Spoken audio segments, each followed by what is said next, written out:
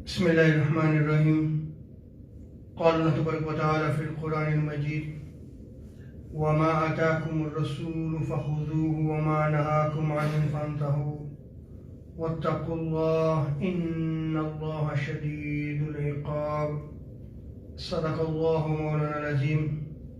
مولاي صل وسلم دائما أبدا على حبيبك خير خلق كلهم.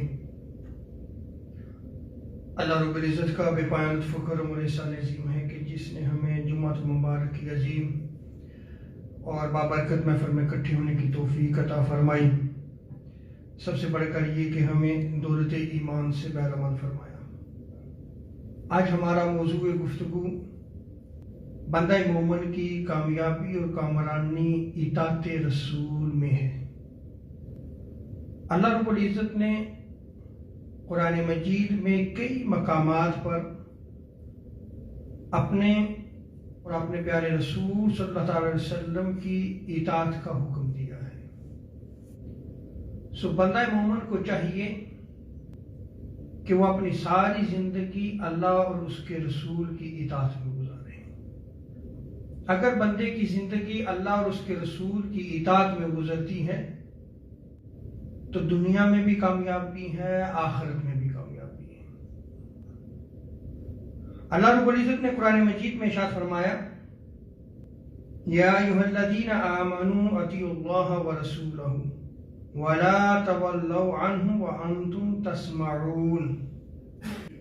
اے ایمان والو، تم اللہ کی اور اس کے رسول صلی اللہ تعالی علیہ وسلم کی اطاعت کرو اور اللہ اور اس کے رسول کی اطاعت سے منہ نہ پھیرو حالانکہ تم سن رہے ہو. اور آغاز خطاب میں جو میں نے آیت کریمہ تلاوت کی اس میں اللہ تبارک و تعالی ارشاد فرماتا ہے: وما آتاکم الرسول فخذوہ. جو تمہیں رسول دیں، جو رسول تمہیں عطا فرمائیں سو تم اسے لے لیا کرو. وما نہاکم عنہ فانتہوا. اور جس سے تمہیں وہ منع فرمائیں، جس سے وہ تمہیں روک دیں، تم اس سے رک جاؤ. واتقوا اللہ. اللہ سے ڈرو. ان اللہ شدید العقاب. بے شک اللہ تبارک و تعالی سخت عذاب دینے والا ہے. یعنی جو تاجدار کائنات صلی اللہ علیہ وسلم کی تقسیم اور عطا ہے اس پہ کبھی بھی اپنی زبان نہ کھولو. ڈرو اللہ سے، ورنہ اللہ رب العزت کی بڑی سخت پکڑ ہے. ہم اپنی زندگی میں اگر دیکھیں تو بعض معاملات میں ہمارا اختلاف ہوتا ہے. اگر اختلاف ہوتا ہے تو قرآن مجید ہمیں رہنمائی دیتا ہے کہ اس اختلاف کو کیسے دور کیا جائے. اللہ تبارک و تعالی ارشاد فرماتا ہے: یا ایھا الذین آمنوا اطیعوا اللہ واطیعوا الرسول واولی الامر منکم. اے ایمان والو، تم اللہ کی اطاعت کرو اور اس کے رسول صلی اللہ تعالی علیہ وسلم کی اطاعت کرو. اور اس کے بعد اللہ رب العزت نے اپنی اطاعت اور اپنے رسول کی اطاعت کے بعد اولی الامر کا فرمایا کہ ان کی اطاعت کرو. وہ اہل حق جو صاحبان امر ہیں ان کی اطاعت کرو. یہ اولی الامر نیک عادل حکمران ہیں کہ اگر تمہارے اوپر نیک اور عادل حکمران ہوں تو پھر تم ان کی اطاعت کرو. یا اس سے مراد فقہائے کرام ہیں کہ تم اللہ اور اس کے رسول کی اطاعت کے بعد ان علماء اور فقہاء کی اطاعت کرو جو دین آگے پہنچاتے ہیں. یہاں پہ یہ چیز بھی یاد رکھ لیں کہ جو اللہ اور اس کے رسول کی اطاعت ہے یہ ایبسلیوٹ آپ کو اللہ اور اس کے رسول کی اطاعت کرنی پڑے گی. لیکن جو اولی الامر ہیں، جو صاحبان امر ہیں، یہ اللہ اور اس کے رسول کی اطاعت کے تابع ہیں تو پھر ان کی جو ہے وہ اتباع کی جائے گی. اگر وہ اللہ اور اس کے رسول کی اطاعت نہیں کرتے تو پھر ان کی اطاعت نہیں کی جائے گی. آگے اللہ تبارک و تعالیٰ نے ارشاد فرمایا فَإِن تَنَازَعْتُمْ فِي شَيْءٍ فَرُدُّوهُ إِلَى اللَّهِ وَالرَّسُولِ إِن كُنتُمْ تُؤْمِنُونَ بِاللَّهِ وَالْيَوْمِ الْآخِرِ، اگر کسی مسئلہ میں تمہارا فہم اختلاف ہو گیا ہے اور تم جو ہے وہ کوئی حتمی فیصلہ کرنا چاہتے ہو، تم اصلاح کرنا چاہتے ہو تاکہ اختلاف نہ بڑھے، تو پھر کیا ہے کہ تم اس اختلاف کو اللہ اور اس کے رسول کی طرف لوٹا دو۔ کیا مطلب کہ اختلاف ہوا تو پھر تم اللہ اور اس کے رسول کی تعلیمات کی طرف لوٹا دو، قرآن و حدیث کی طرف اس کو لوٹا دو، وہاں سے جو ہے وہ فیصلہ لے لو۔ پھر اگر تم اللہ اور یوم آخرت پر ایمان رکھتے ہو تو یہی تمہارے حق میں بہتر ہے کہ جہاں اختلاف ہوا کیا کر دو، اس کو اللہ اور اس کے رسول کی طرف لوٹا دو، اور وہاں جو فیصلہ ہو پھر سر تسلیم خم کر دو، پھر اس کو ایکسپٹ کرو، مانو، تمہارا اختلاف ختم ہو جائے گا۔ آگے اللہ تبارک و تعالیٰ شاہ فرماتا ہے ذالک خیر و احسن تأویلا، اور انجام کے لحاظ سے جو ہے یہ بہت اچھا ہے کہ تم کیا کرو، اللہ اور اس کے رسول کی اطاعت کرو۔ اور بھی بہت زیادہ آیات ہیں جس میں اللہ رب العزت نے اپنی اطاعت اور اپنے رسول صلی اللہ علیہ وسلم کی اطاعت کا حکم دیا ہے۔ حضرت ابو ہریرہ رضی اللہ تعالی عنہ اس روایت کو نقل فرماتے ہیں، حضور تاجدار کائنات صلی اللہ تعالی علیہ وسلم نے ارشاد فرمایا میری ساری امت جنت میں داخل ہوگی، کل امتی یدخلون الجنت الا من ابا، سوائے اس کے کہ جس نے انکار کیا، باقی میری ساری امت جنت میں جائے گی۔ صحابہ کی مجلس تھی، قالوا یا رسول اللہ، عرض کرنے لگے یا رسول اللہ صلی اللہ علیہ وسلم ومن یابا، انکار کرنے والے کون ہیں؟ قال صلی اللہ علیہ وسلم من اطاعنی دخل الجنہ، جس نے میری اطاعت کی وہ جنت میں جائے گا، ومن عصانی فقد ابا، اور جس نے میری نافرمانی کی اس نے انکار کیا۔ سو بندہ مومن کو چاہیے کہ زندگی بسر کرتے ہوئے، خواہ عبادات کا معاملہ ہو خواہ معاملات زندگی ہوں، اس کو چاہیے کہ وہ اللہ اور اس کے رسول کی اطاعت میں زندگی بسر کرے، آقا علیہ السلام کی تعلیمات پہ زندگی بسر کرے۔ اور جب حضور تاجدار کائنات صلی اللہ علیہ وسلم کی تعلیمات، حضور کی سنت سامنے آ جائے تو پھر سر تسلیم خم کر دے، پھر اس کو ایکسپٹ کرے، پھر اس کو مانے، پھر اس پہ عمل کرے، انکار کرنے والا نہ بنے۔ کیوں؟ اس لیے کہ آقا علیہ السلام نے شاہ فرمایا کہ میری ساری امت جنت میں جائے گی سوائے انکار کرنے والے، اور انکار کرنے والے کون ہیں؟ جو آقا علیہ السلام کی نافرمانی کرنے والے۔ امام مالک نے ایک روایت کو نقل کیا ہے کہ حضور تاجدار کائنات علیہ السلام ارشاد فرماتے ہیں ترکت فیکم امرین لن تضلوا ما تمسکتم بہما، کہ میں تمہارے پاس دو چیزیں چھوڑ کے جا رہا ہوں، اگر تم انہیں تھامے رکھو گے تو کبھی بھی گمراہ نہیں ہوگے۔ گویا حضور تاجدار کائنات صلی اللہ علیہ وسلم نے جو دین دیا، اور دین خواہ معاملات زندگی ہوں یا معاملات مذہب ہوں، اس کی رہنمائی حضور تاجدار کائنات صلی اللہ علیہ وسلم نے اس طرح عطا فرمائی کہ بھئی اگر تم دو چیزوں کا دامن جو ہے وہ مضبوطی سے پکڑ کے رکھو گے، دو چیزوں کو تھام کر رکھو گے تو کبھی بھی گمراہ نہیں ہوگے۔ کیا چیز ہے؟ کتاب اللہ، اللہ کی کتاب یعنی قرآن مجید۔ سو پہلی چیز جو گمراہی سے بچائے گی وہ کیا ہے؟ اللہ کی کتاب۔ اور دوسرا فرمایا وَسُنَّتِ نَبِيِّهِ، تمہارے نبی کی سنت۔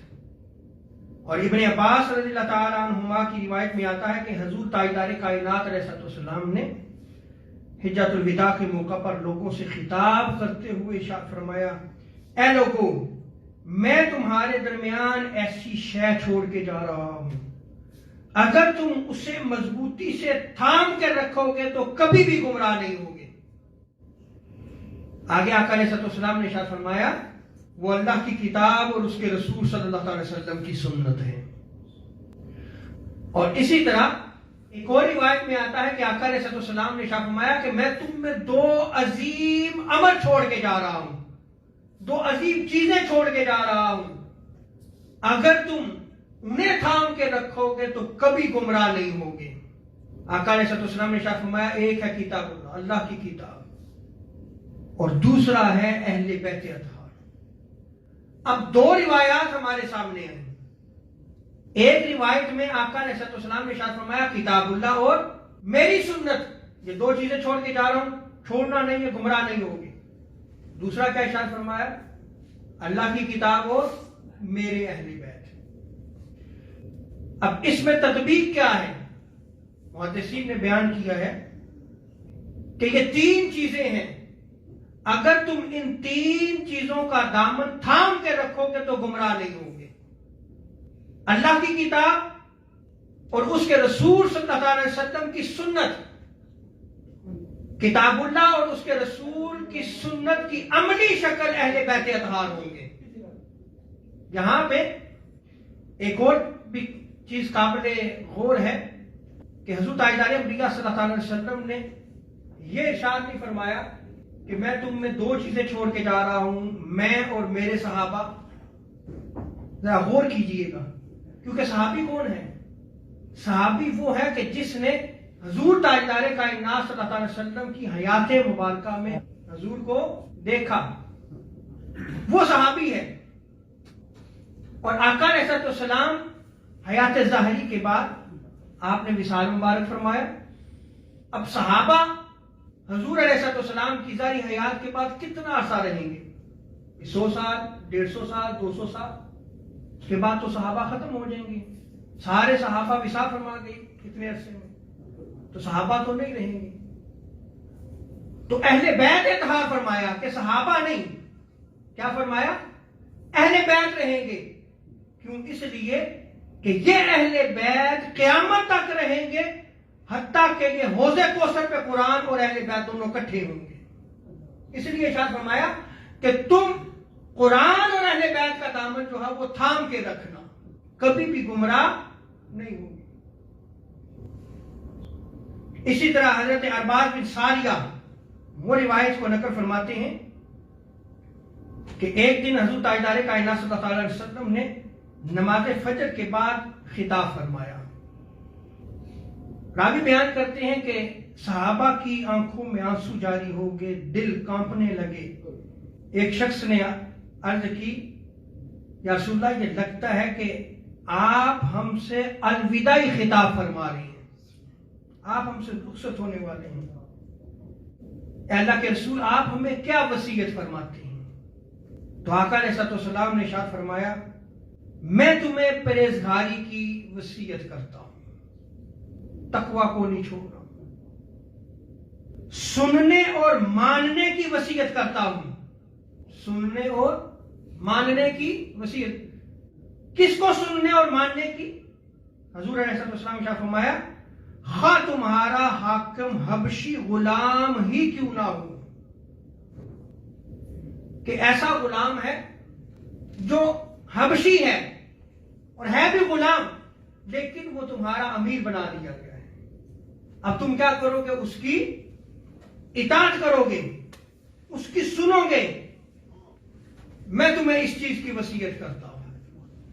آج یہ چیز ہمارے اندر سے ختم ہو گئی۔ میں اکثر کہا کرتا ہوں کہ آج تو ہر شخص ہی امیر ہے، تو جب ہر شخص امیر ہو گیا تو نہ آپ کے اختلافات ختم ہوں گے، نہ جو آپ کے ہاں دوریاں ہیں وہ ختم ہوں گی، یہ کبھی بھی نہیں ہو سکتا۔ حضور کی آخری وصیت ہے یہ۔ اور آگے آقا علیہ السلام نے ارشاد فرمایا اس لیے کہ جو تم میں زندہ رہے گا وہ بہت زیادہ اختلاف دیکھے گا، خبردار شریعت کے خلاف نئی باتوں سے بچنا، کیونکہ یہ گمراہی کا راستہ ہے۔ لہذا تم میں سے جو یہ زمانہ پائے کہ جہاں اختلاف ہو گیا ہے اور شریعت کے خلاف نئی نئی باتیں سامنے آ رہی ہیں تو آقا علیہ السلام نے ارشاد فرمایا تو تم پھر میری سنت کو دیکھنا. فعلیکم بسنتی، پھر تم پر میری سنت ہے. وسنت الخلفاء الراشدین المہدیین، اور میرے خلفاء راشدین اور مہدیین کی سنت تمہارے اوپر لازم ہے. پھر اس دائرے سے نہ نکلنا، گمراہی سے بچ جاؤ. اور تم لوگ میری سنت کو، میرے خلفاء راشدین کی سنت کو دانتوں سے مضبوطی کے ساتھ پکڑ کے رکھنا، اسے کبھی بھی نہ چھوڑنا، تم گمراہ نہیں ہو گے. اور سیدنا ابو ہریرہ رضی اللہ تعالی عنہ کی روایت میں آتا ہے آقا علیہ السلام نے ارشاد فرمایا کہ میری سنت کو اس وقت مضبوطی سے تھام کے رکھو جب میری امت فساد میں مبتلا ہو. جب فساد میں مبتلا ہو گئی تو حضور نے کیا رہنمائی فرمائی کہ تم میری سنت کی طرف آ جانا، تم بچ جاؤ گے، سنت کی طرف چلے جاؤ. اور پھر جو میری سنت کو اس فساد امت میں، جب میری امت میں فساد ہوگا، میری سنت کو زندہ کرے گا، اس کو 100 شہیدوں کا ثواب عطا کیا جائے گا. اس کا ثواب شہید کے برابر لکھ دیا جائے گا. یعنی یہ بڑا مشکل ہوگا کہ جب فساد امت میں ہوگا تو حضور کی سنت پہ عمل کرنا بڑا مشکل ہوگا. آج جس زمانے میں ہم زندگی بسر کر رہے ہیں، اس زمانے میں سنت پہ عمل کرنا بڑا مشکل ہے. لوگوں کو حضور کی سنت کی تعلیم دی جائے، وہ کہتے ہیں نئی بات آ گئی ہے. ہمارے معمولات، ہمارا طور طریقہ، ہمارا طرز یہ نہ ٹوٹے. بس اس کے خلاف اگر کوئی چیز آ گئی، اگرچہ سنت ہو، ہم اس سنت کا انکار کر دیتے ہیں. اور یہی تو فساد ہے، یہی تو تمہارے لیے آزمائش ہے. تمہیں کہاں لوٹنا ہوگا؟ تمہیں اللہ اور اس کے رسول کی اطاعت کی طرف جانا ہوگا. تم اللہ اور اس کے رسول کی اطاعت کرو، حضور کی سنت کو اختیار کرنا ہوگا. حضور تاجدار کائنات صلی اللہ علیہ وسلم کی حیات مبارکہ کی طرف لوٹنا ہوگا. اسی لیے اللہ رب العزت نے کیٹاگوریکلی کیا ارشاد فرمایا، لقد کان لکم فی رسول اللہ اسوۃ حسنہ لمن کان یرجو اللہ والیوم الآخر. کہ حقیقت میں تمہارے لیے رسول کریم صلی اللہ علیہ وسلم کی ذات میں نہایت ہی حسین نمونہ حیات حضور تاجدار کائنات صلی اللہ علیہ وسلم کی زندگی مبارک ہے. اور ہر اس شخص کے لیے یہ حضور کی زندگی، حضور کا اسوہ کامل تمہارے لیے عظیم نمونہ ہے. کن کے لیے؟ اللہ رب العزت نے ارشاد فرمایا جو اللہ سے ملنے کی امید رکھتا ہے. تو پہلی کوالٹی حضور کی زندگی پہ عمل کرنے والے کی کیا ہوگی کہ وہ اللہ سے ملاقات کا امیدوار ہوگا. وہ حضور کی زندگی پہ عمل کرے گا، حضور کی سنت کو زندہ رکھے گا. اور دوسری چیز اللہ تبارک و تعالیٰ نے ارشاد فرمایا کہ وہ یوم آخرت کی بھی امید رکھتا ہوگا، ڈرتا ہوگا کہ ایک دن میں نے حساب کتاب دینا ہے. وہ حضور تاجدار کائنات صلی اللہ علیہ وسلم کی حیات مبارکہ کو اسوہ کامل کے طور پہ اپنائے گا. اور تیسری چیز اللہ رب العزت نے ارشاد فرمائی، وذکر اللہ کثیرا، اور اللہ کا کثرت سے ذکر کرتا ہوگا وہ شخص. وہ حضور تاجدار کائنات صلی اللہ علیہ وسلم کی زندگی کو اسوہ کامل کے طور پہ لے گا. اسی لیے حضرت جنید بغدادی رحمۃ اللہ تعالی علیہ آپ فرماتے ہیں کہ تم خیر اور نیکی کا راستہ چاہتے ہو تو سنو، سارے راستے بند ہیں. اگر خیر اور نیکی کا راستہ چاہتے ہو تو صرف وہ ایک ہی راستہ ہے. اور وہ راستہ کیا ہے؟ کہ حضور تاجدار کائنات صلی اللہ علیہ وسلم کی اطاعت ہے. تم خیر میں آ جاؤ گے، وہ خیر کا راستہ ہے. تم نیکی میں آ جاؤ گے، اور حضور تاجدار کائنات صلی اللہ علیہ وسلم کی سنت کی پابندی، یہ تمہارے لیے خیر ہے، یہ خیر کا راستہ ہے. جب تم حضور تاجدار کائنات صلی اللہ علیہ وسلم کی اطاعت اور پیروی میں آ جاؤ گے، حضور کی سنت کی پابندی کرو گے، تو پھر خیر کے سارے دروازے تمہارے لیے کھول دیے جائیں گے. سو آج اگر ہم یہ چاہتے ہیں کہ ہمارے لیے خیر کے دروازے کھلیں تو حضور تاجدار کائنات صلی اللہ علیہ وسلم کی اطاعت کرنی ہوگی، حضور کی پیروی کرنی ہوگی، حضور کی سنت کے مطابق زندگی کو بسر کرنا ہوگا. اور حضرت جنید بغدادی رحمۃ اللہ تعالی علیہ فرماتے ہیں کہ لوگوں سنو ہمارے صوفیاء کا مسلک کیا ہے، مشرب کیا ہے. ہمارا صوفیاء کا مذہب یہ ہے کہ جو کتاب و سنت کا پابند ہے وہ حقیقتاً اصل صوفی ہے. یعنی اس کی زندگی کتاب و سنت سے باہر نہیں گزرتی، وہ کتاب و سنت کا پابند ہوتا ہے. تو جب وہ کتاب و سنت کا پابند ہے تو وہ اللہ اور اس کے رسول کی اطاعت میں زندگی بسر کرتا ہے. اس کی زندگی اللہ اور اس کے رسول کی نافرمانی میں نہیں گزرتی. اب اگر وہ کتاب و سنت کا پابند ہے، ذرا اپنی سوسائٹی پہ نظر دوڑائیں. معذرت کے ساتھ کتنے پیر آپ کو ملیں گے جنہیں کتاب اللہ پڑھ کے سمجھنے کی توفیق بھی ہے؟ الا ماشاءاللہ. کہ قرآن جو عربی میں نازل ہوا ہے پورا قرآن ہے، اس کو وہ پڑھ سکتے ہیں، پڑھ کے پھر اس کو سمجھ سکتے ہیں، اس کے احکام کو سمجھ سکتے ہیں، اس کے مطلق اور عام کو سمجھ سکتے ہیں، اس کے حقیقت اور مجاز کو سمجھ سکتے ہیں، اس کے ناسخ و منسوخ کو جانتے ہیں. جب اسے ان چیزوں کا ہی نہیں پتا تو اگر وہ یہ دعویٰ کرتا ہے کہ جی میں راہ ہدایت دینے والا ہوں، اس کے پاس تو کتاب ہی نہیں ہے ہدایت کی، وہ کیسے آپ کو ہدایت دے گا؟ پھر سنت آقا علیہ السلام کی. حضرت جنید بغدادی نے بڑا کلیئر فرمایا ہے اس چیز کو کہ ہمارے صوفیاء کا مذہب یہ ہے کہ جو کتاب و سنت کا پابند ہے اور وہ ہمارے مذہب اور مسلک کے مطابق ہے، اور جو شخص قرآن نہیں پڑھتا، حدیث نہیں لکھتا، یعنی نہ قرآن و حدیث کی درس و تدریس ہی نہیں کرتا، بھئی اصل صوفی وہی ہے جو قرآن و حدیث آگے پہنچاتا ہے، جو دین کو آگے پہنچاتا ہے، جو دین کا احیاء کرتا ہے، جو دین کو زندہ رکھتا ہے، جو قرآن کو پہنچاتا ہے، جو حدیث کو آگے پہنچاتا ہے. باقی تو میرے نزدیک سب بزنس ہے، اور الا ماشاءاللہ ہم اسی بزنس کے پیچھے لگے ہوئے. حضرت جنید بغدادی فرماتے ہیں کہ پس جو شخص قرآن نہیں پڑھتا، حدیث نہیں لکھتا، اس کی ہمارے طریق میں اقتدا نہیں کی جاتی. ہم اس کو امام ہی نہیں مانتے، وہ ہمارا امام ہی نہیں ہے. اور آگے حضرت جنید بغدادی رحمۃ اللہ تعالی علیہ فرماتے ہیں کہ مخلوق پر تمام راستے بند ہیں سوائے اس شخص کے جو حضور تاجدار کائنات صلی اللہ علیہ وسلم کے نقش قدم پہ چلا، حضور کی اطاعت کرتا ہے. اور آگے فرماتے ہیں کہ ہمارا یہ علم تصوف حدیث رسول صلی اللہ علیہ وسلم کی بدولت ہی مضبوط ہے، مستحکم ہے. کس کی وجہ سے؟ حضور کی سنت کی وجہ سے. اور امام شافعی فرماتے ہیں کہ اس کے سوا کوئی چارہ نہیں کہ حضور تاجدار کائنات صلی اللہ علیہ وسلم کی سنت پہ عمل کیا جائے، حضور تاجدار کائنات صلی اللہ علیہ وسلم کی اطاعت کی جائے، پیروی کی جائے. اس کے سوا بندہ مومن کے لیے کوئی چارہ نہیں ہے. آخری بات کر رہا ہوں. امام شافعی فرماتے ہیں کہ مسلمانوں کا اس بات پہ اجماع ہے کہ جس شخص کے لیے حضور تاجدار کائنات صلی اللہ علیہ وسلم کی سنت ظاہر ہو جائے، اس کے لیے جائز نہیں ہے کہ وہ اس سنت کو کسی کے قول کی بنا پہ چھوڑ دے. بس میری بات ختم. آج ہم بہت ساری سنتیں کسی کے قول کی وجہ سے چھوڑ دیتے ہیں. ہم کسی آستانے کے ساتھ منسلک ہوتے ہیں، سنت سامنے ہوتی ہے، ہم اس سنت کو چھوڑ دیتے ہیں، ہم اس کی بات کو لے لیتے ہیں. نہیں، قرآن اور سنت افضل و اعلیٰ اولا ہے، اس سے بڑھ کر کوئی چیز نہیں ہے.